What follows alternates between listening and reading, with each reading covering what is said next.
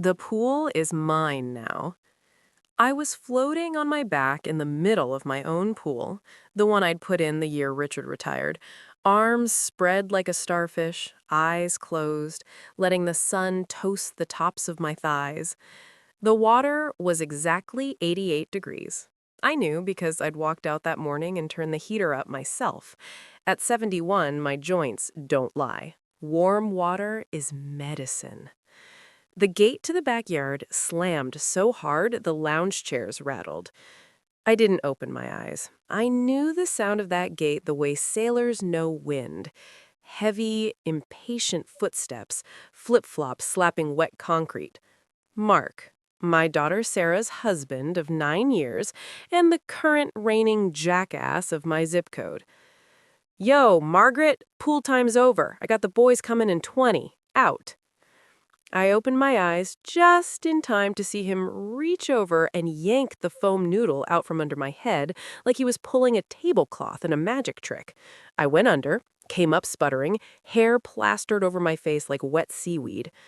Sarah stood by the sliding door holding a stack of beach towels, giving me that same little sorry shrug she perfected in middle school.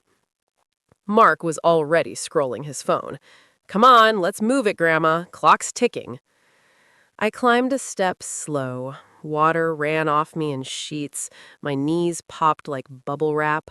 I wrapped myself in the towel Sarah handed me without looking at her, walked across the patio stones I'd paid 12 grand to have laid in 2018, and went inside my own damn house without saying a word. That night, I sat at the kitchen island with a glass of Pinot and the blue folder I hadn't touched since Richard died.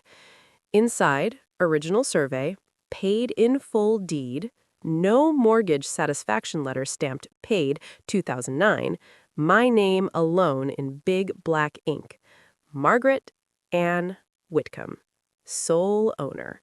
No co-signers, no liens, no mercy. I made one phone call. Evelyn Morales, it's Margaret Whitcomb. You still hate loudmouth sons-in-law? A laugh like a match strike. Honey, it's my love language. How fast you want 'em gone.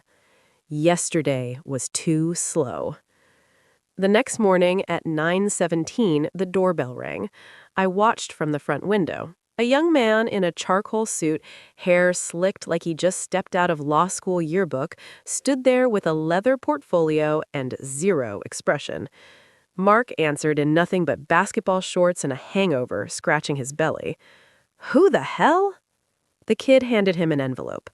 Mark Daniel Reynolds, you've been served. Notice to quit. 30 days. Mark's face went the color of a ripe tomato. This is bullshit. We've been here 6 years. 30 days starts today, the kid said, already turning. Have a nice morning. I'd already spent the night before on the phone with every utility known to man. Pool heater? Suspended. Outdoor Sonos system that blasts his rap crap all weekend? Gone.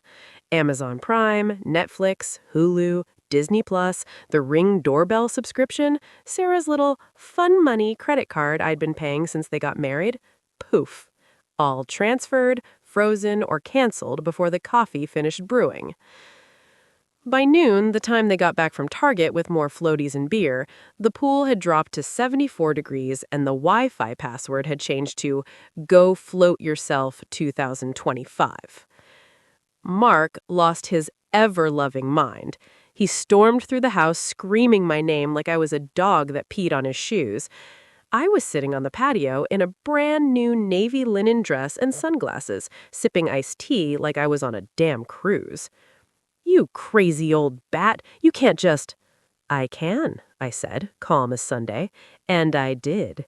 30 days, Mark. After that, the locks get changed and the sheriff shows up with a shotgun and a smile.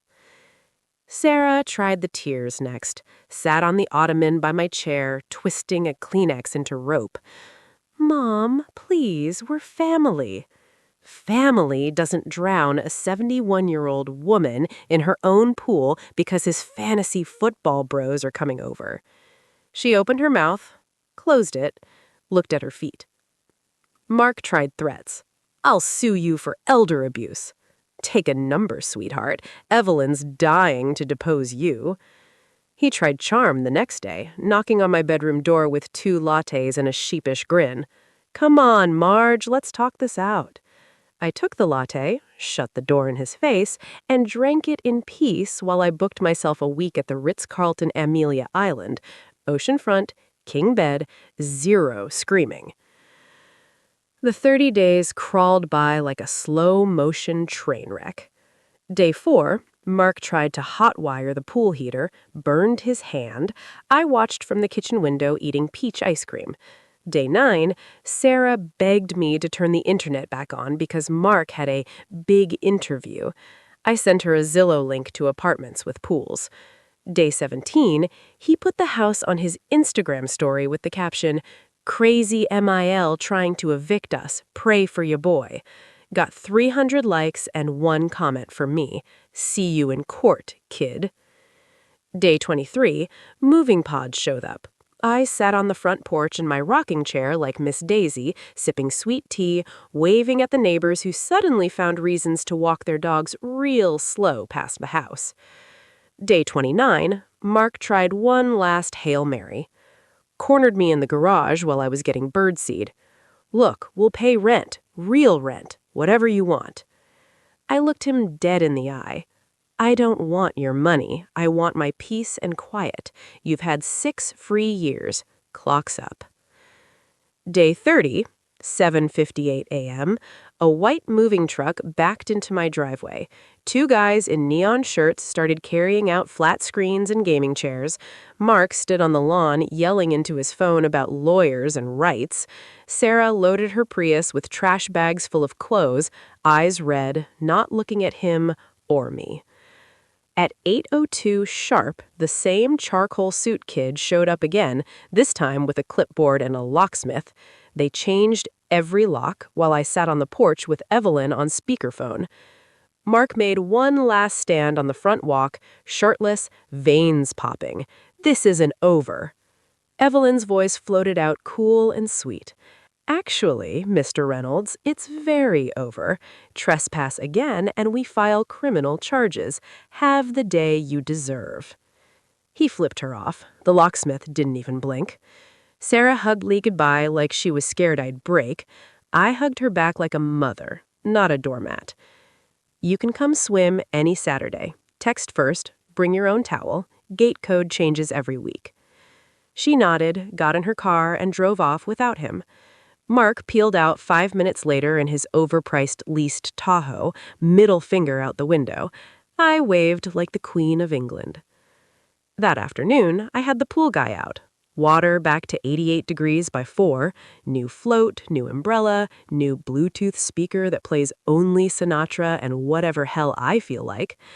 I floated on my back, sun on my face, not a single beer can in sight. The only voice in the backyard was mine, humming along to Come Fly With Me at exactly the volume I wanted.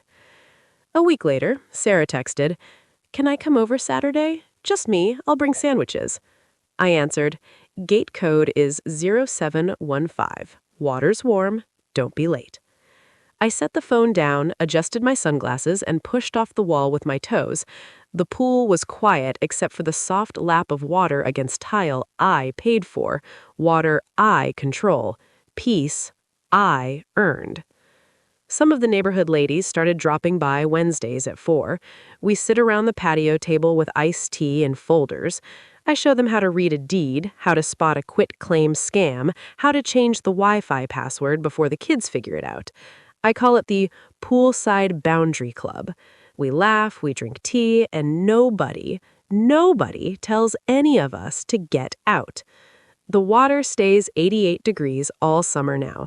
The gate code changes every Sunday night, and every afternoon at 4 sharp, I float on my back, arms out, eyes closed, listening to the quiet I finally own.